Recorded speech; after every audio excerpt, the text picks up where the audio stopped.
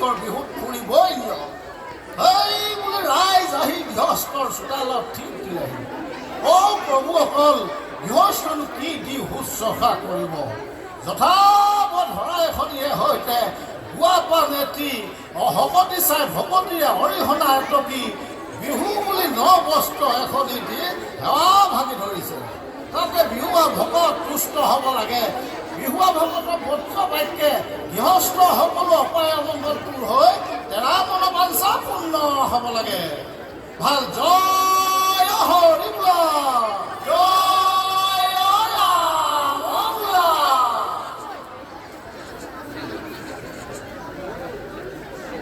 এই ক্ষেত্ৰত আকৌ জীয়ৰী বোৱাৰীসকলো পিছ পৰি থকা নাছিল তেওঁলোকেও একগোট হৈ জেং বিহু মাৰিছিল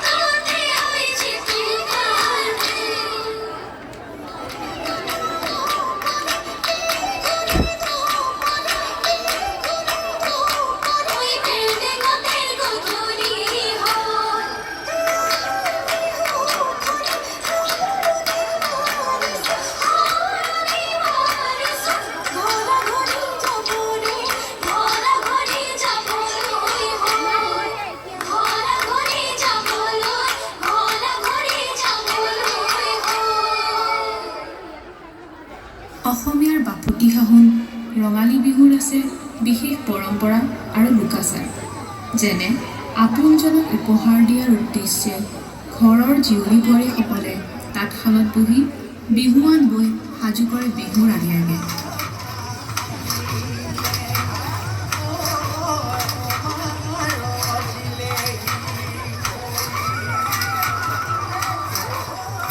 আপ্যায়নৰ বাবে ঢেঁকীত চাউল খুন্দি পিঠাগুড়ি সাজু কৰি পিঠা পনা আৰু জা জলপানৰ আয়োজন কৰে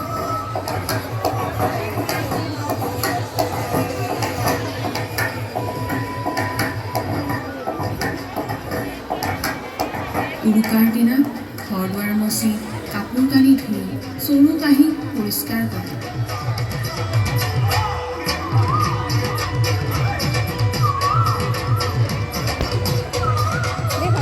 গাঁৱৰ ডেকাহঁতে দেখাইছে হুঁচৰি ভিডিঅ' গাবলৈ বনোৱা ঢোল চোৱায়। চ'ত মাহৰ পৰাই ডেকা ল'ৰাহঁতে হেঁপা চাচি বুঙা বহুত গৈ বনি বাই বে কৰিবলৈ সাজু কৰে। লাজিমি हमले